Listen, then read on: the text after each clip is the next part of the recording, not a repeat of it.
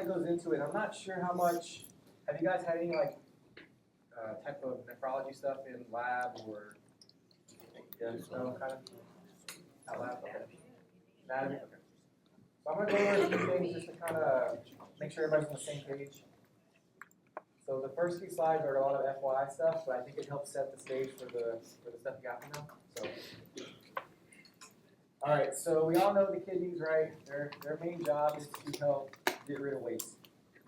That's their main purpose. And then they also help with, making sure that we're not losing too much water, keeping a balanced electrolyte in our blood.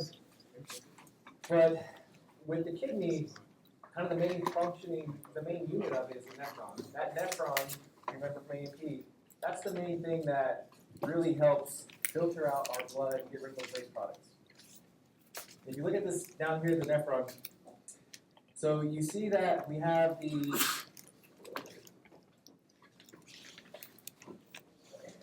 so this nephron, right? Blood goes into it. It helps take out the waste products that we don't need, so it filters through the glomeruli. Then it goes to the renal tubules. The renal tubules, that's what actually helps kind of concentrate the urine. It helps reabsorb stuff that we want and get rid of stuff that we don't want as well. And then along these renal tubules, we have these capillaries. These capillaries are what help transport that stuff that we don't want and that we do want, but also supplies those tubules. So when we have damage to those capillaries, we can damage those tubules. Let's just kind of run through this real quick. So we got our nephron, right? We got the glomerulus. This is where these are these very small capillaries, right?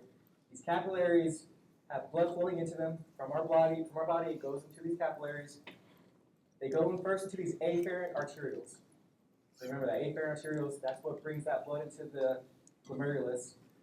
Here is where that filtration happens.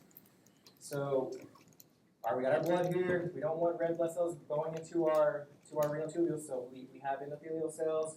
We have this basement membrane, and then we have these epithelial cells. They're called podocytes. If you remember that from A&P. All this helps stop us stops the body from releasing things that we don't want to release, right? Stuff that we do want to release goes through this membrane and becomes eventually urine. And then once that blood flow goes through the glomerulus, it exits the efferent arteriole. So it leaves this efferent arteriole. From there, it goes to our renal tubules, and this is where these kind of fine adjustments are made. This is where if we need to get more water back from stuff that we filtered out, we'll get that back. If we need to get rid of waste products, we can get rid of waste products through that as well, right? But these blood vessels, these capillaries, also keep this tubule alive. It needs that blood for it to live. If it doesn't have that blood, these tubules are going to die. And if those tubules die, then we're not going to be able to excrete the filter that we want. So this slide here, so this is kind of an up-close picture of the glomerulus, and I want to really kind of bring home the point here. So we got our tubules, right? We got our proximal tubule, we got our lugopendulae, if you remember that, and then we got our distal convoluted tubule. This distal convoluted tubule, this is very important because this thing has these cells called macula densa cells. These macula densa cells, their job is to kind of see what's being secreted in those tubules. And if it senses a low sodium concentration, right, if there's not a lot of sodium reaching that distal convoluted tubule, it's going to interpret that as low perfusion, low blood perfusion, okay? So even if the blood is flowing normally, even if the blood is going through the capillary and we have enough blood flowing to the tubule, if there's not a lot of sodium in there, this guy here, this macula densa, is going to interpret that as I'm not being perfused. And what that does is it sends a signal to this afferent arteriole to dilate, right? It tells it to dilate because it wants blood going through that glomerulus. But it tells these juxtaglomerular cells to release renin. And renin is you'll learn about this in pharmacology for sure. But renin is one of those things that is important. We need it to help our blood pressure kind of maintain that perfusion. When we make too much of it, when we have an increased release of renin, we kick off this kind of cascade. I'll talk about what that means in a second. But once that cascade starts off, it's going to constrict these efferent arterioles. It's going to constrict blood vessels as well, so it's going to cause our blood pressure to be elevated. And think about it. If we have a dilated afferent arteriole, we have a constricted efferent arteriole, what's going to happen in this guy here? The pressure is going to increase, right? When that pressure increases, what's going to happen to that thing? It's going to start becoming damaged. We're going to start having damage to that. And so when we have too much pressure in the glomeruli, we start causing damage to this. Okay? Let's talk about the renin-angiotensin-aldosterone system. So renin, I already told you, renin is released from the kidney, right?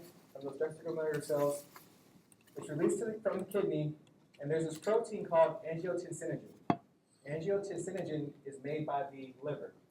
It doesn't do anything until it meets renin.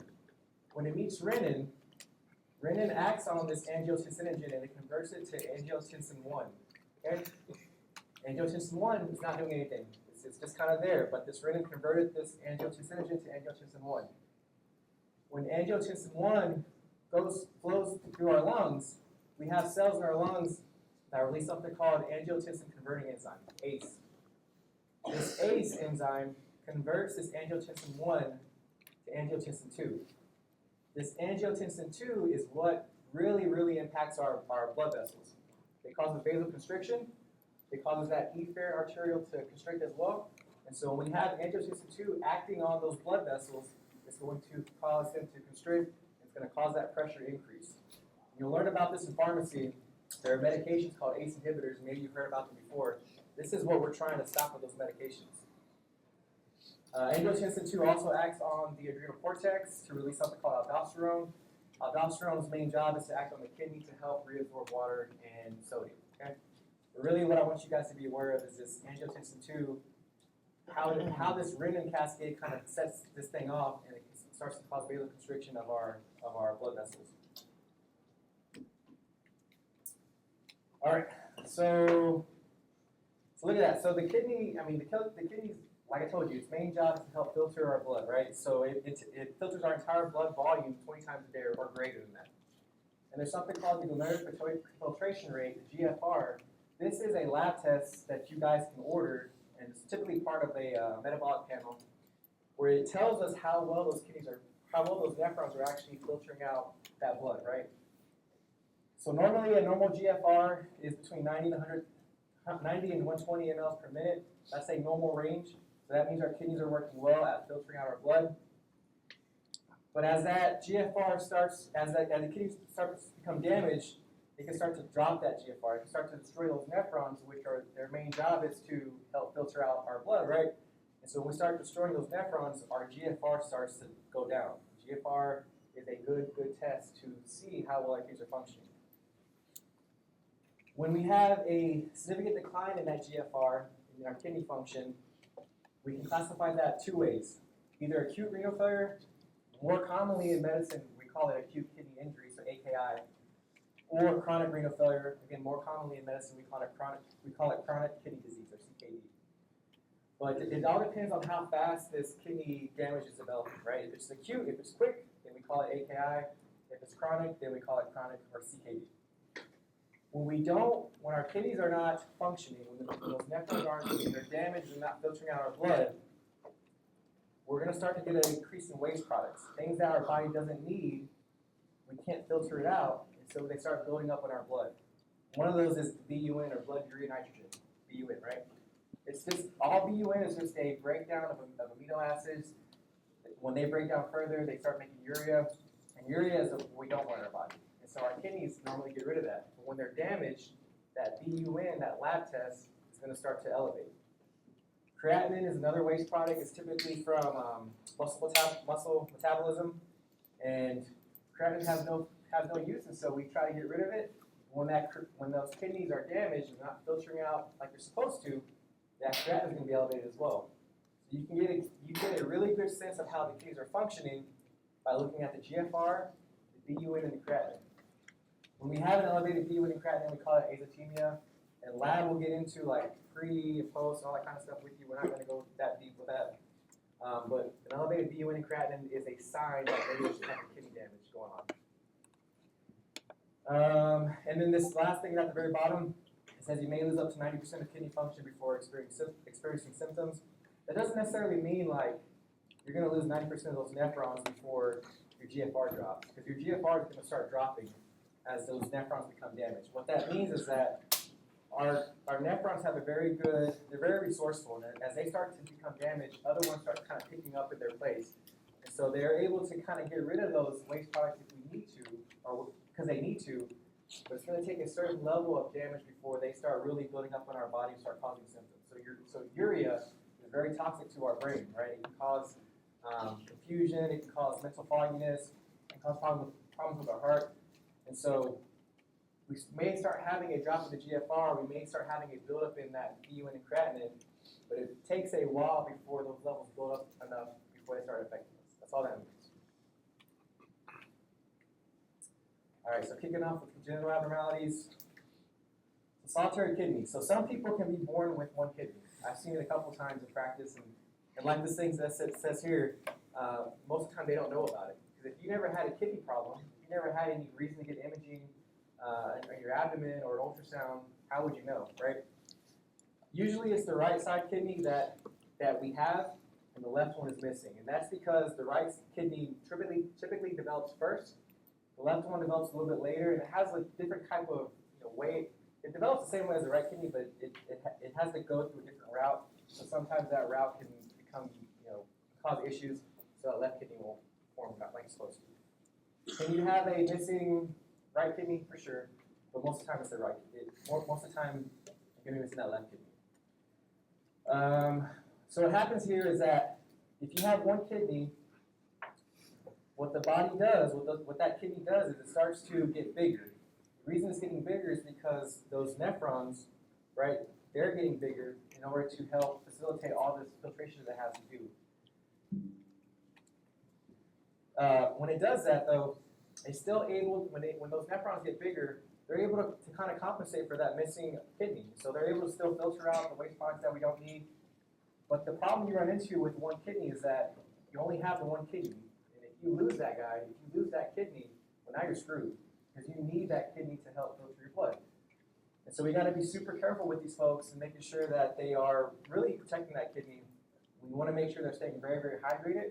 Because if they're not being hydrated, if they're not getting that perfusion to that kidney, those tubules are not getting perfused correctly, and so we want to make sure that they're not becoming dehydrated.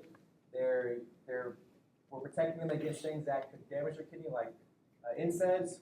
Doesn't mean that they can't get NSAIDs, but we want to be very cautious if we give them NSAIDs, because if we damage that kidney, then they're going to need a new one, or they're going to have dialysis. And I'll talk about dialysis here in a sec. If these guys have a urinary tract infection, again, we got to be super careful, because if that urinary tract infection turns into a pyelonephritis, an infection of that kidney, and that thing starts scarring down or starts becoming damaged, well, then again, these people are out of luck. So, but most of the time, these people they do well. You just got to make sure that you are cognizant that they have one kidney. Make sure that they're aware they have one kidney. That way, we're not putting them at risk for losing that one functioning kidney. All right, polycystic kidney disease. This is another type of congenital abnormality. So this is a genetic disorder, right? And with this thing, these people develop cysts in both of their kidneys. These cysts typically develop in those tubules that I showed you of the nephron, and they slowly grow. And when they slowly start growing, when they grow, they start to kind of push on the tissue within the kidney. They start to push on blood vessels.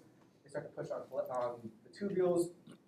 And if we have these multiple cysts growing in the kidneys, and they're pushing on blood vessels, what's that going to do to them? It's going to start causing ischemia, right? Because we're pushing on blood vessels, and so blood's not getting to the kidney like it's supposed to. So eventually those nephrons start dying, and these people can develop renal failure, typically by age 40 or 50. And these kidneys are big too. You got to think, and I'll show you a picture here.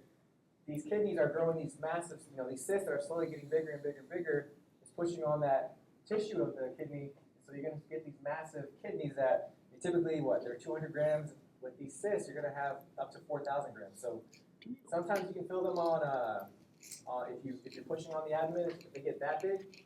But most of the time, in reality, we're picking these up pretty soon, depending on how they present. And so by the time they get that big, I mean, they must have not had medical care, because that's that's pretty big to be able to fill a kidney through the abdomen. When those cysts start to enlarge, they start to push on that kidney, and they start to push on that capsule of the kidney. And that capsule has a lot of nerve innervation. So these patients can develop flank pain, because that's where those kidneys sit. They sit in the back of our back, right, in our flank. And so when that capsule starts enlarging, they start to have this kind of dull flank pain. When we start to damage the tissue of the kidney, damage the renal tubules, or when those cysts start to rupture, we can get blood in our urine, we can get protein in our urine, because normally we don't want protein escaping the urine. We got our filtration there for a reason, and protein is one of those things that we don't want going into our urine. And so that starts letting protein through, we start having blood go through there.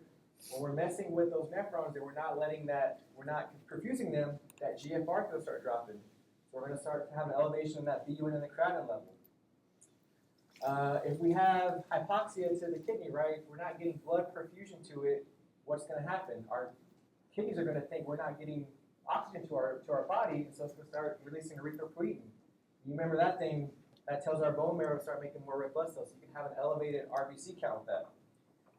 And then if we're not getting blood flow again because we have these cysts blocking that blood flow essentially, our kidneys are going to start to interpret that as not being perfused as well, and so it's going to start releasing renin.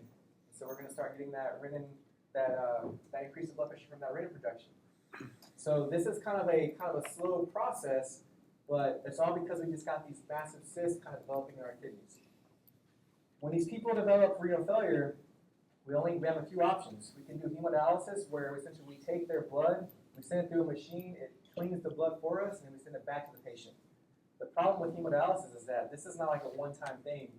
You got to go several times a week. This takes hours to do, so it's very inconvenient for the patient, but they need it, because if they don't have it, then they're going to start to have this buildup of these waste products, and that's going to cause other issues. If they get too big, or they have that renal failure, then they're going to typically we'll do a nephrectomy where we'll take out that kidney and try to transplant it with a new kidney.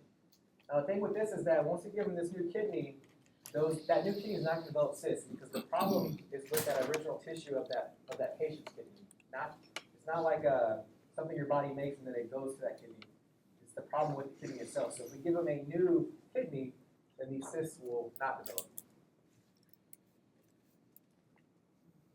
Here's a picture of somebody with PKD, so you can see how that one in the middle here, normal kidney, right? And these guys here, this thing is massive, right? You definitely probably feel that through the abdomen, but I think that's an extreme case. Most of the time we don't find them that way. But. All right, so focusing on the glomerular diseases. All right, so the glomerular, we talk about that. That's that main functioning part of the nephron that helps filter our blood, those blood vessels, capillaries. There's several things that can cause glomerular disease.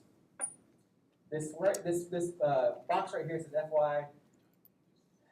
Nephritic, so you're going to hear nephritic and nephrotic syndrome. You're going to hear about that as you go through PA school.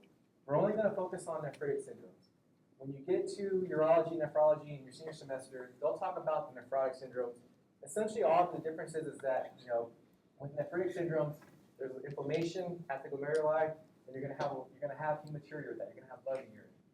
With the nephrotic syndrome, that's more of a damage to those podocytes. Those podocytes are cells that help kind of filter our capillaries as well down there. And when we start damaging those, we're going to get a lot of protein release with that, not so much hematuria. The problem with this is that some of these conditions can still have high protein, but it's not a nephrotic syndrome. I say that just to say that's what that means. Don't really worry about nephrotic syndrome now. Worry about that when you get to senior semester. We're just focusing on nephritic syndromes for this guy right here. These other two are not. 2 and 3 are not nephritic syndromes. These are different things that can cause glomerular injury. All right. So first, nephritic syndrome. So acute glomerulonephritis. This typically happens after somebody develops a strep infection. Most of the time, it's in our kids, right? Kids and teens, because they're the ones who are putting things in their mouth and getting strep more commonly. And what happens here is that, if you recall back from the first block, right, we talked about the hypersensitivity reactions. This is a type 3 hypersensitivity reaction. If you remember from that, our body starts making these antibodies, right? And they start attaching to these antigen complexes. And when that happens, the complexes are too small for our white blood cells to engulf, or we're making too many of them, and so these complexes actually get stuck in certain things that can filter, right? One of the places this get stuck is in that glomeruli. That glomeruli has its basement membrane, which is part of that filtration process, and when these complexes get stuck in this basement membrane, that's going to activate the complement system. Remember, complement does this thing. It causes inflammation. It starts to bring in that MAC attack, right? And when these complexes form and we start having this complement activation, we start causing damage to the glomeruli. When we have inflammation, that's going to start causing an increase in pressure in our glomeruli. So if we have increased pressure there, we have swelling, we're not getting good blood flow to the glomeruli, so what's going to happen? Renin is going to start to be released. And it's going to start to cause something called reactive hypertension, where we get this kind of acute high blood pressure because this renin is being released because that glomeruli is not being perfused correctly because of the inflammation. When we start to damage the glomeruli, especially that basement membrane, we start getting red blood cells that can escape through that. We start getting protein that normally shouldn't be escaping, go through that. Now the thing with this type of hematuria that is different than it's different than a UTI. With this hematuria, what happens is that those red blood cells, they get into the glomeruli, they start to lyse, the hemoglobin is released, and that hemoglobin is oxidized. It's changed, the form changes. And when that happens, it makes the urine look like cola color, like a dark brown color. So it's still hematuria, but it doesn't look bright red. It's a dark color because it was oxidized in the nephrons and tubules. When we're not getting good blood flow to the glomeruli, we start having decreased urination. We call that oliguria. So we're not peeing normally because we're not getting good blood flow, so it's not getting filtered, so we're peeing less. We start getting periorbital facial edema, so that's more so due to the glomeruli not functioning like it's supposed to. It's not filtering like it's supposed to, so we're getting an increase in sodium and water absorption. And most of the time you'll see this swelling in the face or around the eyes. That's because that our subcutaneous tissue around the face and eyes is a lot looser. When we have any type of interstitial swelling or interstitial fluid buildup, we typically can see it in the face and the eyes first. Most of the time it's worse in the morning when you're laying down and you're just kind of laying there with your face on the pillow. But this is one of those typical things that you'll see with somebody with acute glomerulonephritis from a stroke infection. Now the good thing about this is that normally this will self-resolve. We just want to make sure we're watching these kids closely. We'll get them over to peds most likely, or maybe a pediatric nephrologist. But most of the time, if we just give them time, those immune complexes will go away, our body will get rid of them, and the kidney can actually repair itself.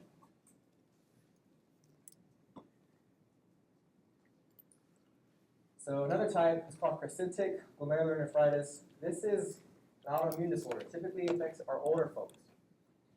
This is a type 2 hypersensitivity reaction. If you remember with this one, our body is actually making antibodies against tissue in our body, right? So it's not a complex. We're making antibodies against tissue within our body. In this case, the body is making antibodies against that basement membrane. So it's actually attacking, so it's actually sending antibodies to that basement membrane. It's going to call, when we start having antibodies start attacking the basement membrane, we're going to start calling in white blood cells. Those white blood cells are going to come in, and they're going to start forming around that nephron, those capillaries, and they're going to start to cause damage to them, and they're going to start to put pressure on them. And when they start putting pressure on those capillaries, what's not getting through? Blood, right? Blood's not flowing like it's supposed to because we have so much of it. We have all these white cells kind of pushing on those capillaries that we're not able to get that blood flow through. But those white blood cells, they don't just sit there. They're starting to attack these antibody complexes on those basement membranes. They start to destroy those capillaries too. And what does the body like to do whenever things get destroyed? It likes to make scar tissue. And so we start getting scarring in that area. Now there's something called Goodpasture syndrome. This is a type of crescentic glomerulonephritis.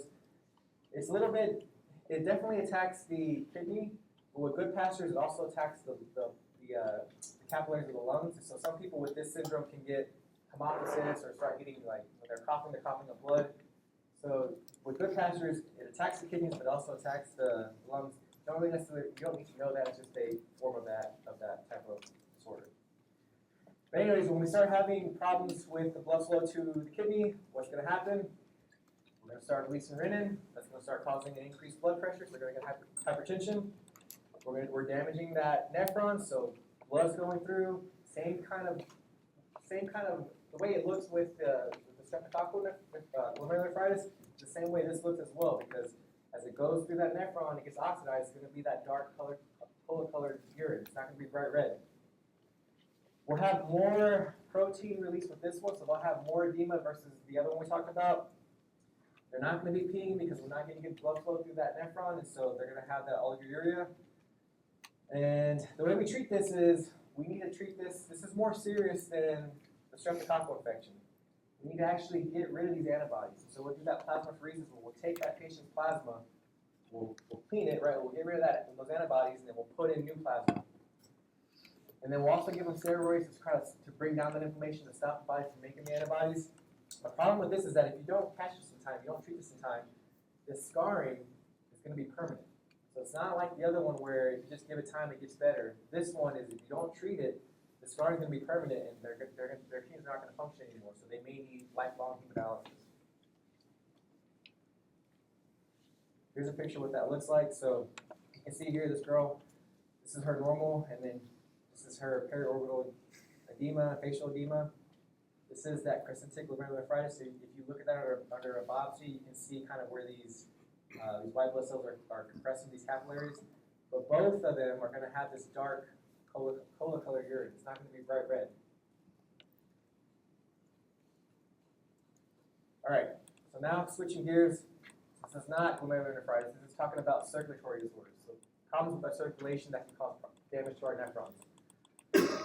So acute tubular necrosis. So if we have any type of sudden decreased perfusion to our kidneys, if we're not perfusing them, then those nephrons are going to start dying, those tubules are going to start dying, right? Typically this happens after shock, especially cardiogenic shock. Cardiogenic shock, this is one of those things that you got to be careful about. What causes cardiogenic shock?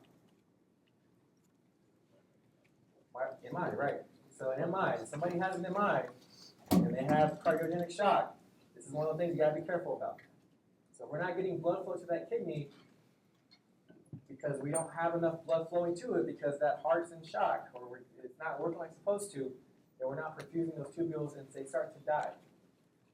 That's what that means, they start to die. There is something else called, they can also die from toxic exposure. This is typically due from like NSAIDs or some type of contrast dye if you give a patient who has problems with kidneys already. Don't really need to know about that. I mean, that's not really important for this case, but they can also die from toxic exposure. But the main thing I want you to be aware of is that if they're not being perfused correctly, that can cause problems with those tubules. Now, if we fix the problem, if we restore blood flow to this patient, say this person had an MI and then we got their heart working again and they're perfusing their blood like they're supposed to, well then if we give them time, these tubules can actually repair themselves. We're going to have to help them out because they're not working like they're supposed to. So we're going to still do hemodialysis. We're still going to make sure we're filtering out their blood from these waste products. But if we give them time, these tubules should get better as long as we are reperfusing their kidneys. Now, nephroangiosclerosis. This is a chronic problem. So the other one was an acute problem. This is a chronic problem. This is typically due to hypertension, chronic hypertension. So when you have hypertension, that's going to start damaging the arteries and arterioles of really a lot of vessels for our kidneys, right? If you think about pulmonary hypertension, when I talk about that, what happens when you have too much blood flowing to the artery and the pulmonary artery? It's going to start constricting, right? You're going to get that hypertrophy of those smooth muscles. It's going to start getting more narrow in that lumen. That's the same thing that's happening here. When we have high blood pressure going to those renal arteries and arterioles, it causes so much stress to them that their response is to get bigger, those smooth muscles. When those smooth muscles and those arterioles get bigger, they narrow that lumen. When they narrow that lumen, less blood is getting through to it, right? So if we're getting less blood to the kidney because these arterioles and arteries are becoming essentially more narrower, then chronically it's going to lead to ischemia, and chronically it's going to lead to eventual nephron death because they need blood flow too. If we are losing nephrons because they're not being perfused because they don't have enough oxygen because of this narrow lumen, what's going to happen to them? They're going to be replaced by scar tissue. That's where that sclerosis means. That's where that sclerosis comes from, the scar tissue there.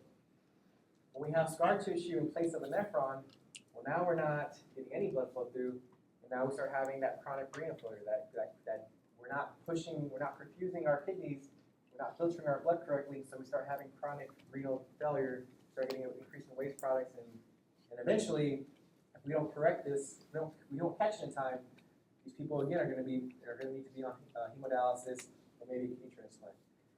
You throw in diabetes with that, which is typical for most patients. They don't just come with hypertension; they come with hyperlipidemia, they come with diabetes, all kinds of things. Now we're just making that a lot worse.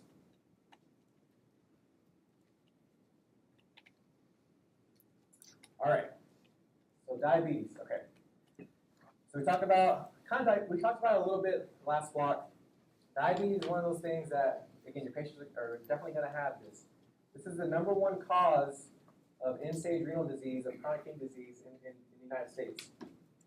The thing with this is that it's a slow process. It's not going to happen acutely. Patient has diabetes. It's a slow process. 20 years later, they start to develop this kidney disease. It's developing slowly, but it's not acute. They're not going to have that maximum impact until 10, 20 years down the line. So what happens here? Okay, so we got high blood sugar, right? And I told you guys last time, when somebody has high blood sugar, the body can only hold so much of it. And when that happens, the kidney starts to release glucose. Normally it doesn't want to release glucose. Glucose is very valuable to our body. And so when we have too much blood sugar, there comes a point, though, where we can't hold on to it anymore, and we start filtering that out through our kidneys, right? Now with this, though, the body really, really does not want to get rid of glucose. Even though it has so much of it, it doesn't want to get rid of it. And so as that glucose starts filtering out through that nephron and starts going through that tubule, right, it's going to get to that, it's going to go through the tubule, and our body's going to start reabsorbing that glucose. So even though it's trying to push it out, those tubules are actually trying to pull it back in. We've evolved because we really, really like glucose, right? The problem here, though, is that when it pulls that glucose in, it doesn't just pull glucose, it pulls sodium with it. You'll learn about this when you talk about diabetic medications. There are these receptors called SGLT receptors, and we can give medications that kind of stop those receptors from working. But these receptors bring in glucose, and they bring in sodium with it. Okay? Now I told you guys in the beginning that distal convoluted tubule has what? It has those macula densa cells. And when that macula densa doesn't have enough sodium getting to it, what is it going to do? It's going to start kicking off that renin process, right? So the blood is flowing normally. We have enough blood going to the kidney, but that macula densa, because we're pulling so much sodium with the glucose, that macula densa is seeing this as low perfusion, even though it's not. So when that macula densa senses that low sodium concentration, it interprets it as low perfusion. It's going to trigger that afferent arteriole to dilate, right? We're gonna open that pressure to get that blood flowing through it, even though it's already flowing like it's supposed to. We're gonna kick off that renin-angiotensin-aldosterone system. That's gonna start constricting blood vessels, though. That efferent arteriole, that one that's trying to exit. And when we constrict that efferent arteriole and we open up that afferent arteriole, that blood pressure in those capillaries is gonna increase, right? Because we're constricting over here, we're dilating here, we're letting more blood flow through, we're letting less blood flow out this way. So these capillaries of the glomeruli, they're going to start becoming damaged. When they become damaged, what happens?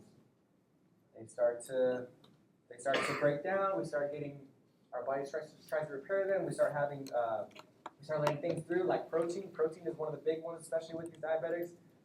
This is a very common feature of a diabetic who has kidney problems. When they start losing protein, that tells us that the kidneys are not working like they're supposed to. When these capillaries become damaged, they start to scar. So we get glomerulosclerosis. We get more decreased blood. Now we start getting decreased blood flow through that glomeruli.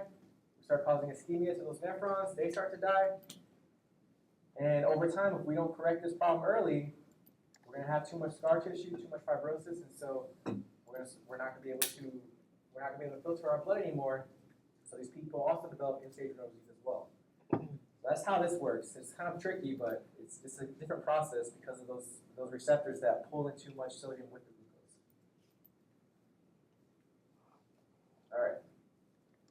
moving on to stones, kidney stones. So there's different names for them. Renal stones, nephrolithiasis. All that means, nephrolithiasis means that you have a stone in the actual kidney itself, versus urolithiasis, that just means you have a stone anywhere in the renal system. It could be the kidney, it could be the ureter, it could be the bladder. We don't really when we talk about this in medicine, we kind of use both phrases, but that's just what that means. You have a stone in the kidney or stone somewhere along that the renal system. Now, most of the time this is going to occur in your men, but it definitely can occur in females, and it's because of just different lifestyles, right? Some of the things, so what happens here is that we need to make sure we're staying hydrated, because if we hydrate well, we're going to pee more. When we pee more, we're going to have more water in our urine, right? But we're not just pushing out fluids. We're pushing out things that we don't want, right? Or things that our body doesn't need. Things like calcium, things like different medications, things like that. If we don't have enough water in our urine, then those solutes, those things that we don't need, can actually start to precipitate. So if we don't have enough fluid to keep them soluble, to keep them, not forming these crystals, then these crystals start forming. Protein is one of the big ones as well. With protein, what our body does is when we start breaking down protein, we start making amino acids. When we make amino acids, those get broken down further into a sulfur compound. That sulfur compound makes the blood more acidic, right? So what our body tries to do is it tries to buffer that. So it pulls calcium carbonate from our bones. And if we pull more calcium in, and you'll see here what I mean in a second. If we're pulling more calcium from our bones into our blood and we start peeing that out more, then we're going to have more calcium in our urine. And then medications like diuretics, like Lasix is one of the big ones where we're pushing out, we're really trying to flush the kidneys, and with that, we also push out more calcium with that. The reason I keep bringing up calcium is that that's the most common stone that your patients are going to have. They're going to have some type of calcium-containing stone, 75%. Now, the good thing about calcium stones is that most of the time you can see them on X-ray because they're made of calcium, right? We can see bones on X-ray, and bones are made of calcium as well, so we can see these on X-ray. That's the majority of your patients are going to have these calcium-containing stones. There are other stones, struvite stones. These are more rare. These are typically associated with infections. Different types of bacteria can make these stones. The thing with these stones is that these things are big and nasty. I mean, you see here, this thing is in the actual pelvis of that kidney, and this is not going to come out easily. Like, you're not going to be able to pee this thing out. You're going to have to get this broken down. This is very, very rare, but typically it's somebody who has some type of chronic, like UTI or something like that. Not very typical. Uric acid stones, these are people who have gout, and we'll talk about gout when we get into, a few blocks from now. We'll talk about gout, but you can have too much uric acid being built, and so if you have too much uric acid, you can make uric acid stone as well. These cysteine stones, these are super rare, very, very rare. Cysteine is an amino acid, and normally our body doesn't, in a normal person, we reabsorb cysteine. We want cysteine. And people who have this genetic disorder, they don't absorb cysteine, so they pee it out more. And when they pee it out more, if you have too much cysteine in your urine, they can precipitate to these stones as well. Now, kind of going back to these calcium stones, this is the most common thing you're going to see. The problem with calcium stones is that, or the problem with stones in general is that if we don't correct the reason why this happened, they're more likely going to have another stone recurrence. It's very common for people to have a stone now and then a stone later on in their life. The way we try to do that is by making sure that they're staying hydrated, if they have, asking about their diet, making sure they're not eating too much protein, checking their medications. If they have recurrent stones, if they have these ongoing stones, we can give them something called potassium citrate. And what potassium citrate does is it actually binds the calcium in the urine. That way it doesn't cause these precipitates of stones. This is typically for people who have recurrent stones, not just for one-off stone. But yeah, stones are, and these things are not like nice little round balls. I mean, they can be, but if you ever see a picture of a real stone, if you Google over a real stone, these things are jagged, they look nasty.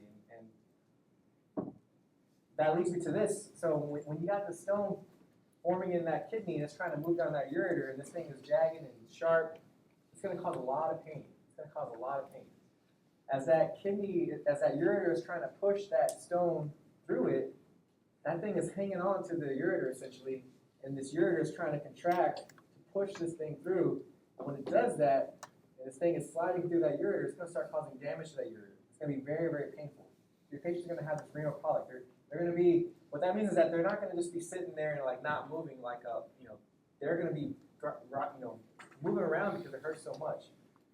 Every time that ureter starts to spasm, starts to contract, that pain is going to intensify.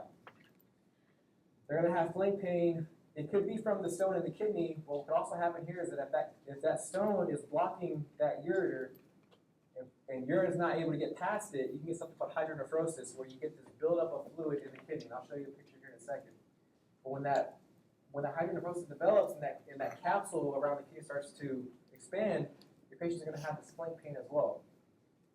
Again, as that stone is pushing, trying to move down that ureter, it's going to start damaging that ureter, and people are going to have hematuria. Now this one, you're going to have that bright red blood because it's not being oxidized. It's already past the kidney, past the tubules. It's in the ureter now. And so when this thing is moving down the ureter, your patients are going to have blood in their urine. I say that, but the first time I had a patient with a stone, they did not have hematuria. So they came in and saw me and were giving me the symptoms of the stone, and I was like, okay, let's do a UA. I did a urinalysis. There was no blood. And I was like, everything was clean, right? So I was like, all right, let's just give some time. I don't see what's going on here. Here's some, I gave him NSAIDs, I think, and told him to come back if he wasn't better. And then he went to the ER, and he developed hematuria later, right? So a patient can have a stone and not have hematuria. But typically, classically, they're going to have hematuria.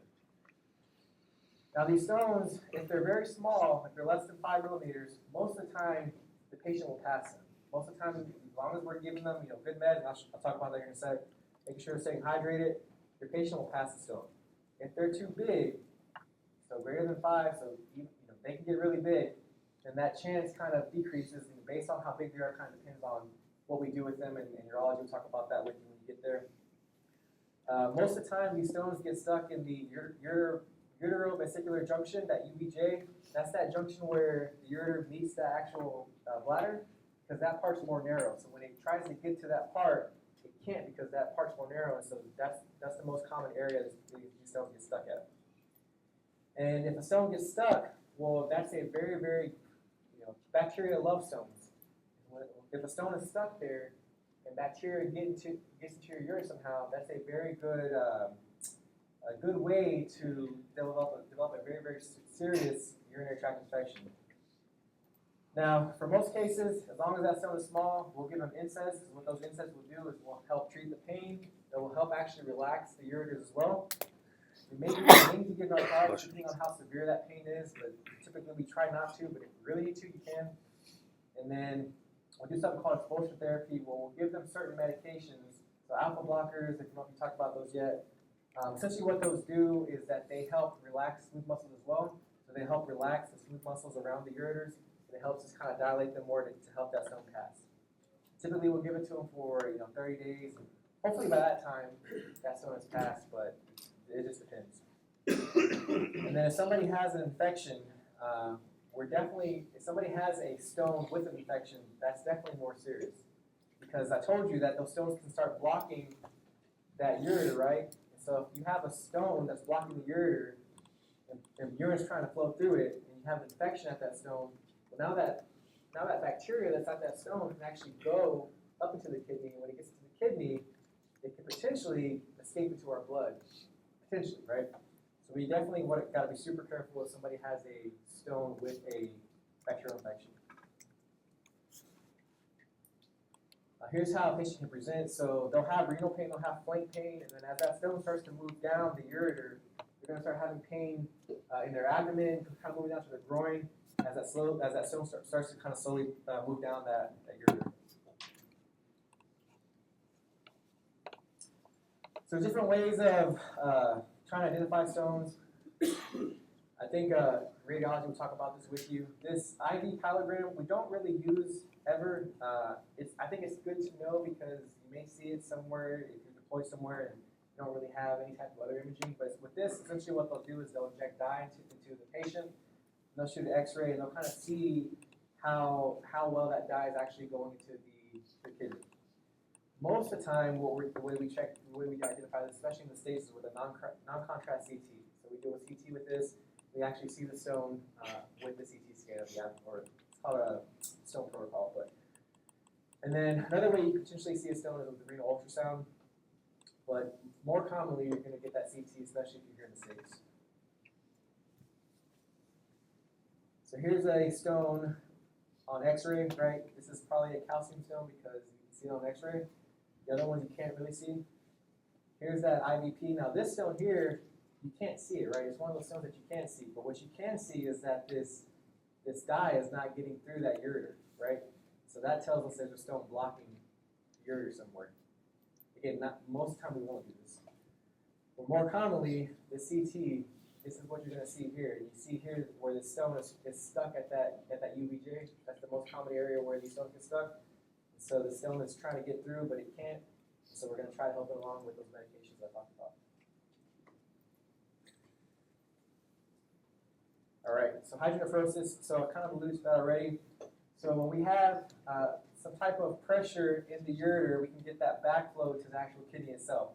When that happens, when we have increased pressure in the kidney from increased fluid, from increased urine going back to the kidney, that pressure can start to compress those capillaries. Those renal capillaries, the glomerulus, right? If we're not getting blood flow through that glomerulus, that blood flow is not going to go to the rest of the nephron. It's going to start to damage them and start to cause ischemia and necrosis, especially if it's there for a very long time. You can have a patient have hydronephrosis as long as it's not, a few days is totally fine.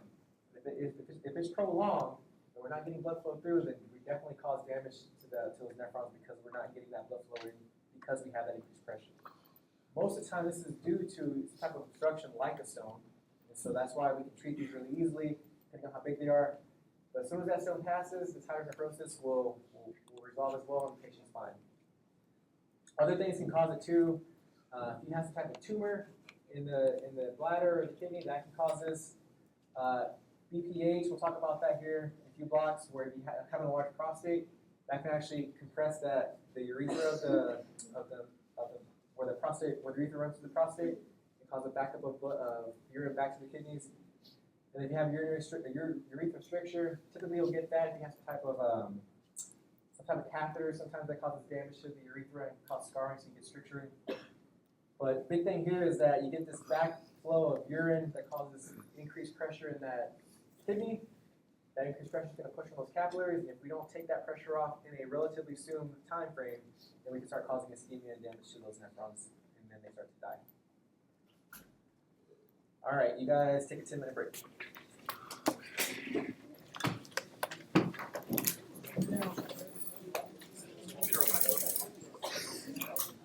Oh, I forgot to remind you. What's your wet drink?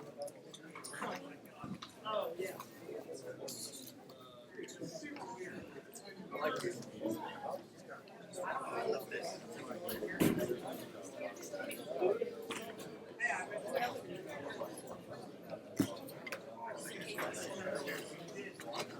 Oh, I did?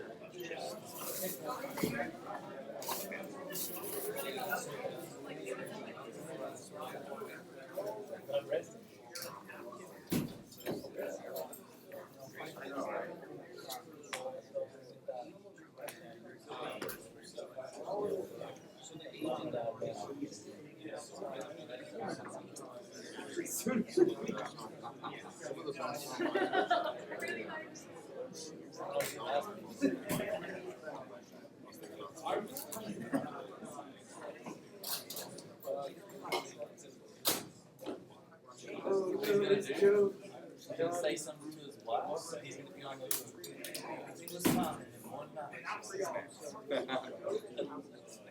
We all have recycled.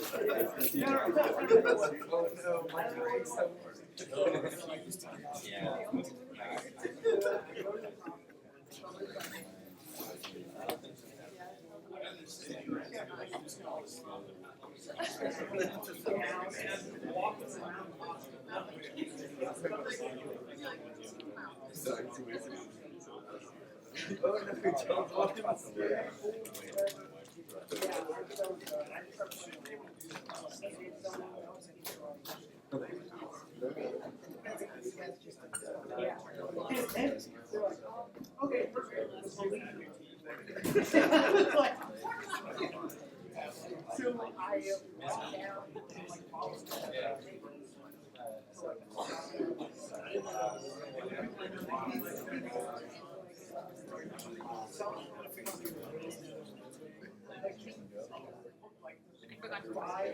We'll just go with him.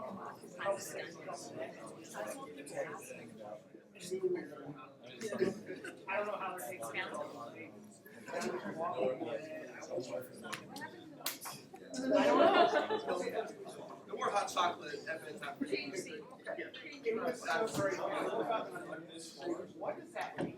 Well, when you're trying to integrate. Yeah, yeah. And like you always want to know where to get at. These things like the same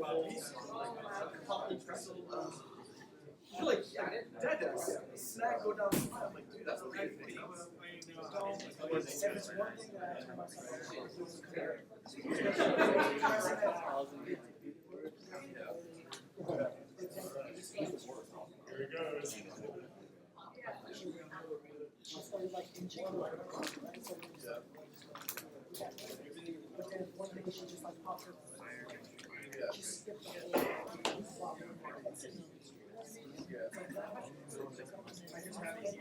I forgot the question. Sorry. But I told you, I had a hard time starting with this exact system. Now I'm fine. It took me 5 slides maybe.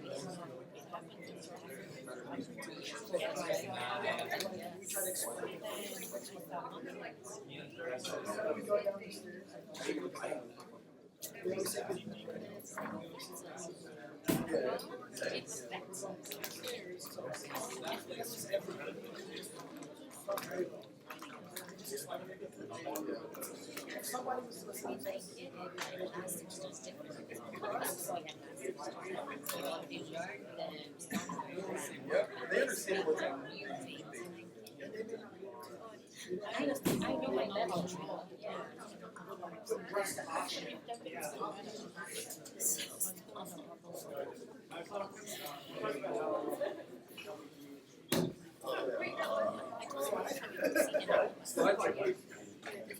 Downstairs?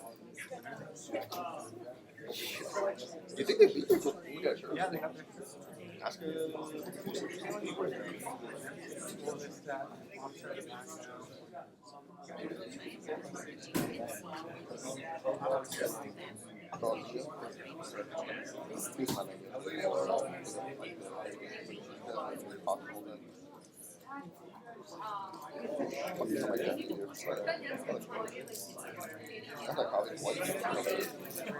Yeah, I'm pretty.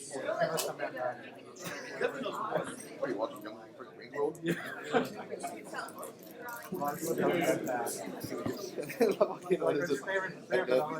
And then, what's his name? The one he's talking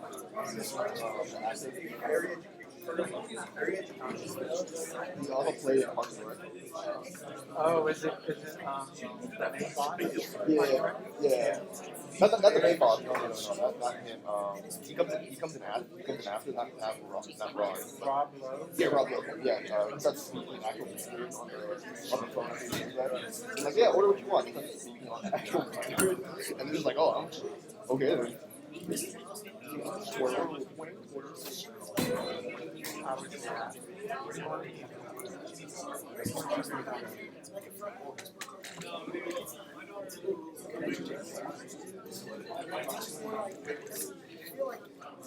love the part where it's like, yeah, we won't, yeah, we're not gonna be a mainstream sponsorship, and then it's like showing off like Pizza Hut.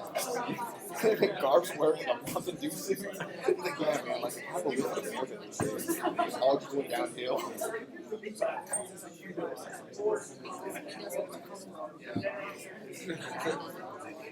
Yeah. Garbage.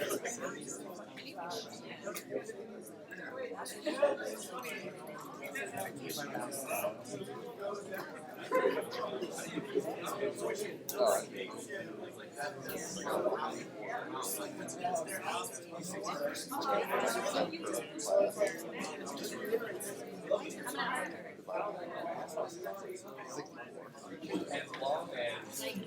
People can come to class, we can come to class on the 25th of November after Thanksgiving. Cramping is It's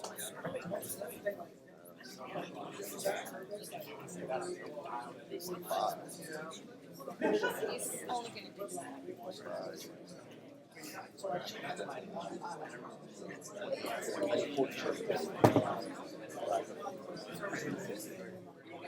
hear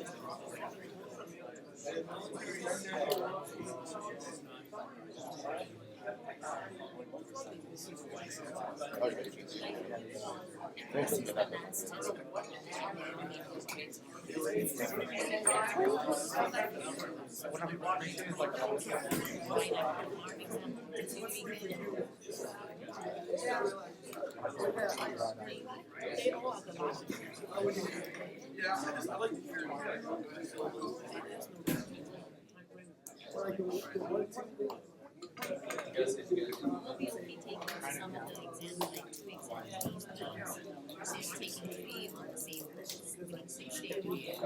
It's hard. That's what I'm saying. Like, some classes were. Oh, wait, no, never mind.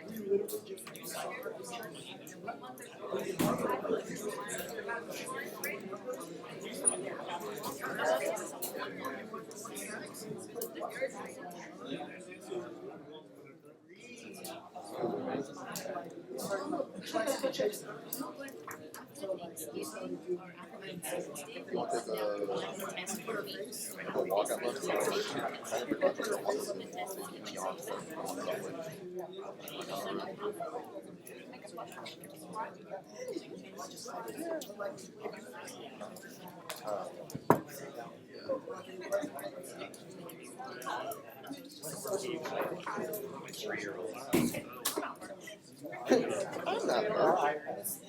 She's iPad.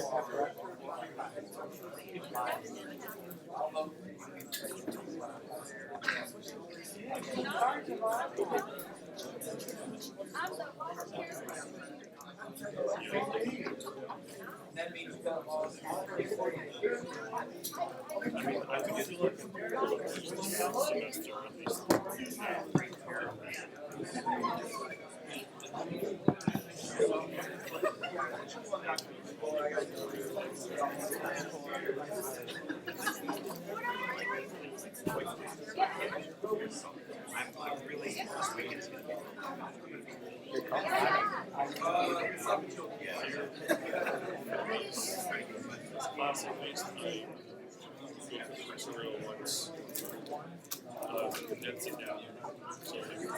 Alright guys, a few more slides to go, and then we're gonna be done here.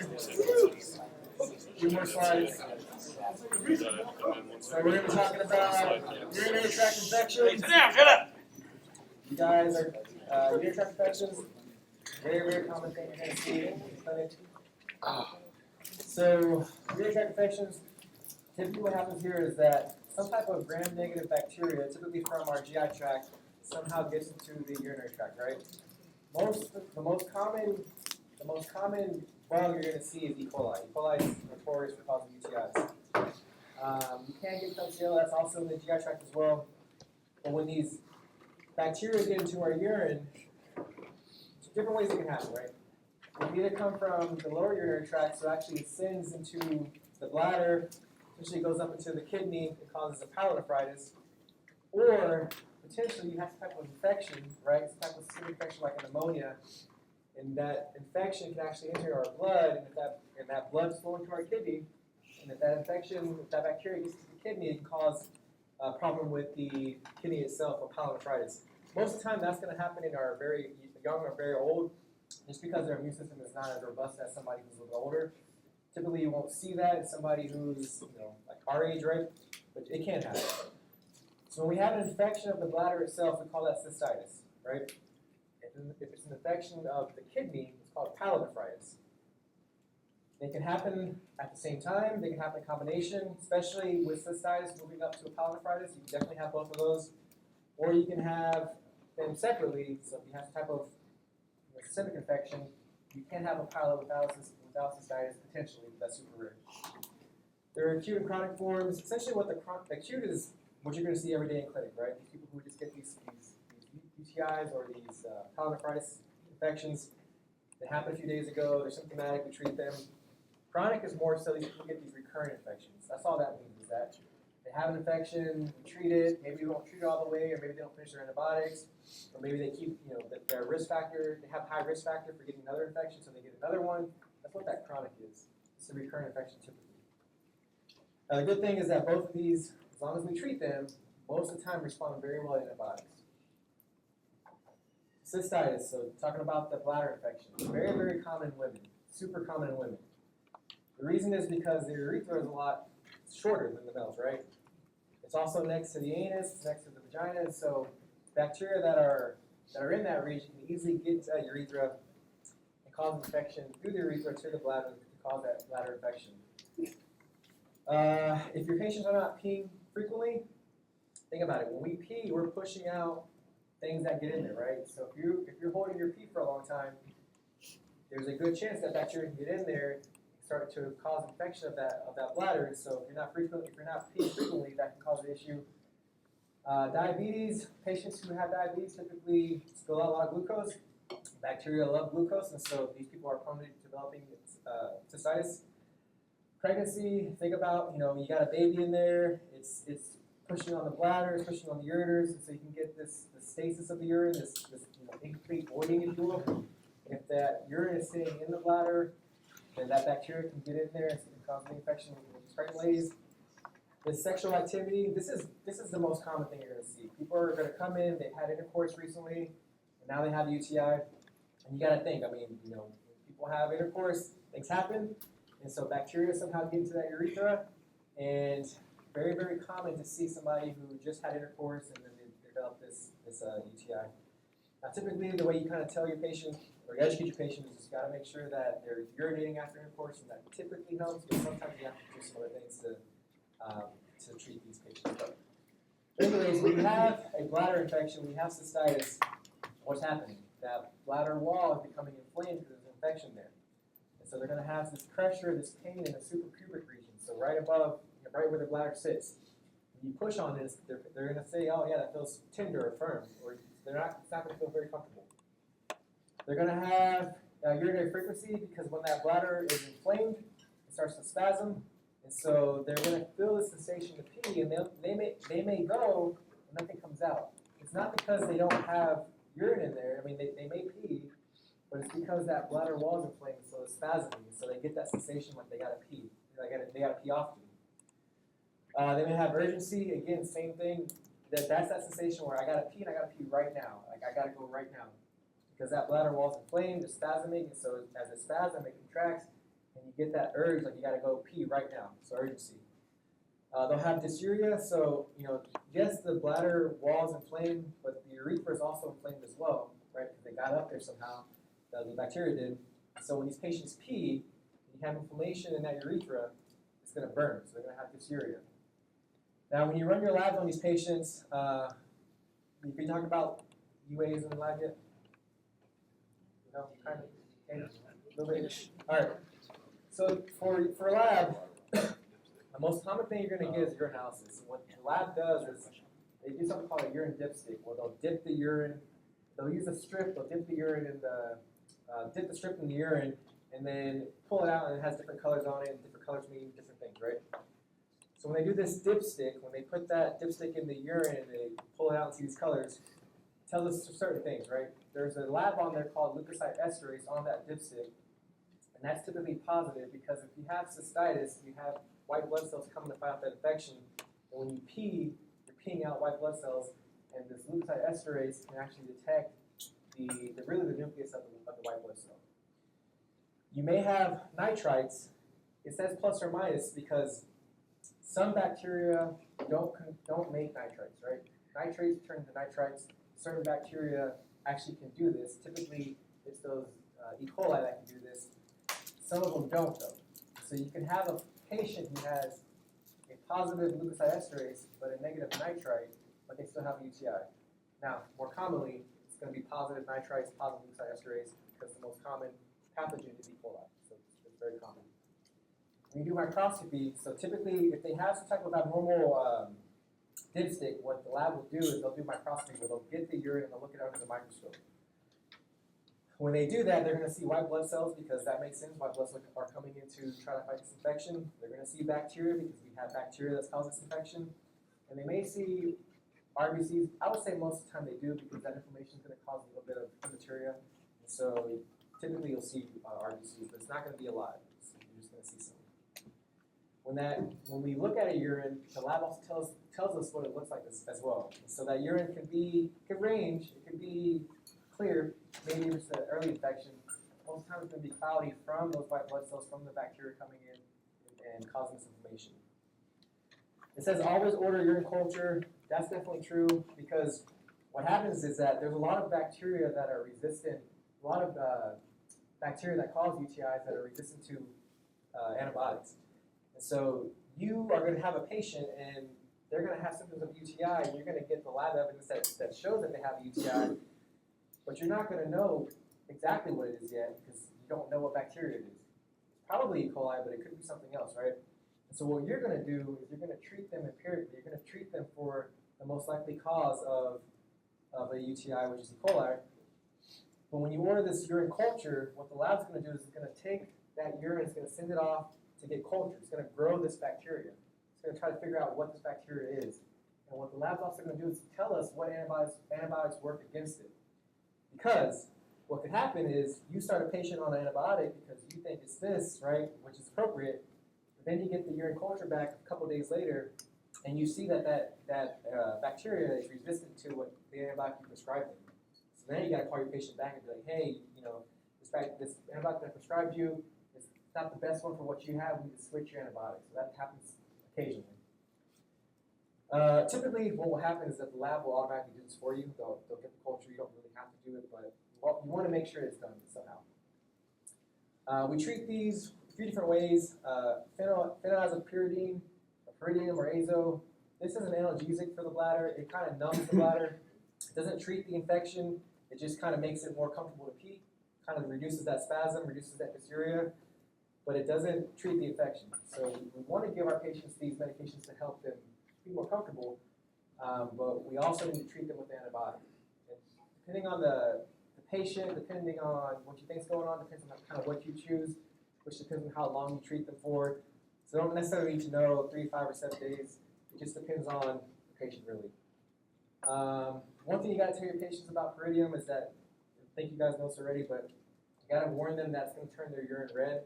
So if they're not having hematuria, they start taking this medication and their urine starts turning red, they may be freaked out, like it's getting worse. You just got to warn them that this is normal.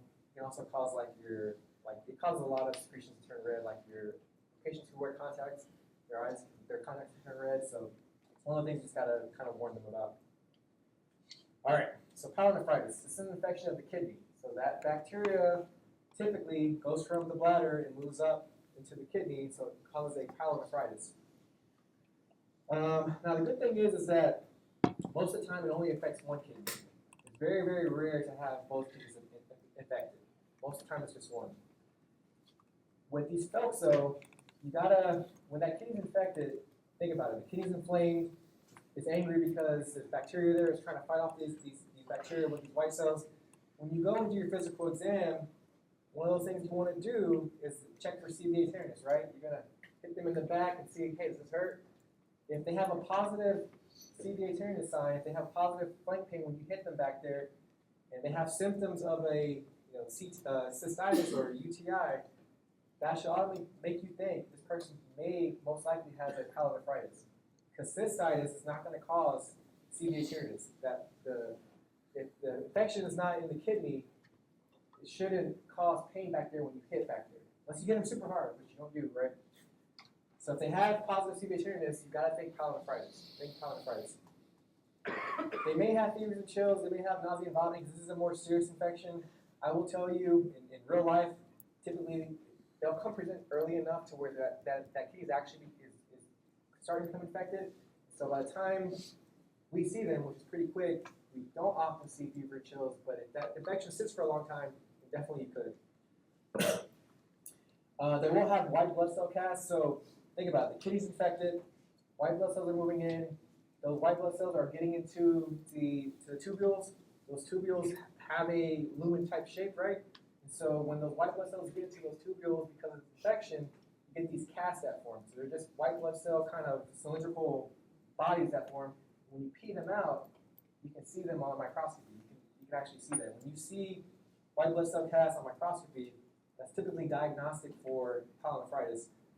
I say that, I've never seen it in real life. But that definitely can happen, but most of the time when we see them, they're not that far off. These are more serious infections, right? And so we want to treat them with a little bit of a stronger antibiotic.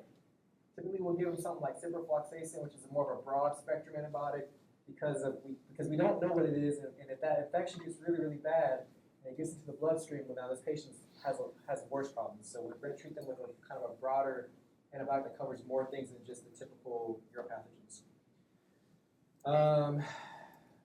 If they're really sick, definitely we're going to admit them. And if they have a stone with this pyelonephritis because they have that hydronephrosis, right?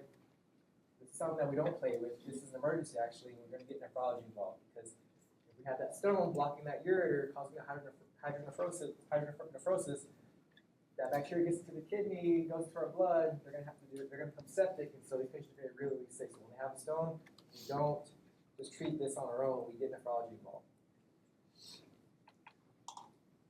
So here's the example. So cystitis, just the bladder, versus pyelo is kidney as well. All right, neoplasms. All right, so the kidneys can develop cancer, right? They can develop neoplasms as well. The most common type of kidney cancer is called renal cell carcinoma. Most of the time, it's going to be in your men who smoke. Most of the time, it's going to be in your men who smoke. It can also impact people who work in certain situations. Typically, people who work in with chemicals, petroleum. Those can also predispose you to exposure to things that can cause these renal carcinomas. And the reason why it's men is because most men work in those kinds of situations. Not a lot of women work in those kinds of factory type settings. But smoking by far is the most common risk factor. The thing with this is that a lot of patients are not going to know they have this until they start having hematuria. But the problem with this is that hematuria doesn't happen all the time with these folks. So by the time we catch this, it may be too late. Most of the time, when we find this, we're actually doing some other type of exam, or we're doing some type of imaging, and all of a sudden we see this mass in the kidney that the patient had no symptoms of. However, if a patient has hematuria and they're not having any type of cystitis or UTI type symptoms, they have painless hematuria, you gotta think cancer. Whether it's kidney cancer or bladder cancer, we'll talk about bladder cancer in a second. If they have painless hematuria, you gotta think cancer. Now, when that mass starts to enlarge and starts to metastasize and starts to spread, they can have flank pain, right? That mass is getting bigger, it's pushing on that capsule. They may have flank pain. You may be able to feel it if it's big enough when you're doing your abdominal exam. But again, most of the time we'll find this on CT or ultrasound when we're not even looking for it. When somebody has cancer of the kidney, we gotta remove it. We gotta take it out. If we don't remove it, it's gonna metastasize because that cancer likes to metastasize into that inferior vena cava. It likes to go into that renal vein, and then into the inferior vena cava. When that happens, now it's can go anywhere, right? But if we catch it in time, then we can definitely treat them because they have a very high survivability. So bladder cancer, again, it's going to be mostly in men, mostly in smokers. Now the good thing about bladder cancer is that it's still serious. It can still metastasize, but the way it forms, it's less likely to metastasize, especially if we catch it in time.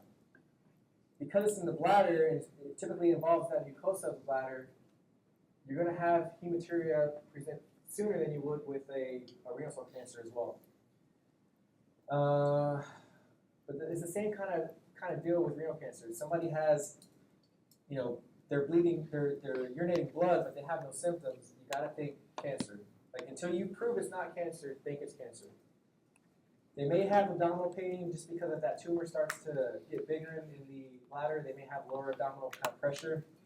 They may feel like it's not, like they're not able to fully void because if that bladder gets into that bladder, or if that bladder cancer starts to impact that bladder neck where that urine's trying to outflow, you may not have enough, you may not be urinating all the way so you don't feel like you completely voided. The way we check this is with cystoscopy. So we stick a camera into the urethra and we actually look at the bladder. And when we see the cancer, we have two things we can do. We're going to remove that cancer, because typically only in the mucosa. Can it spread deeper? Yes, it can. But if we catch it in time, it's typically only in that mucosa.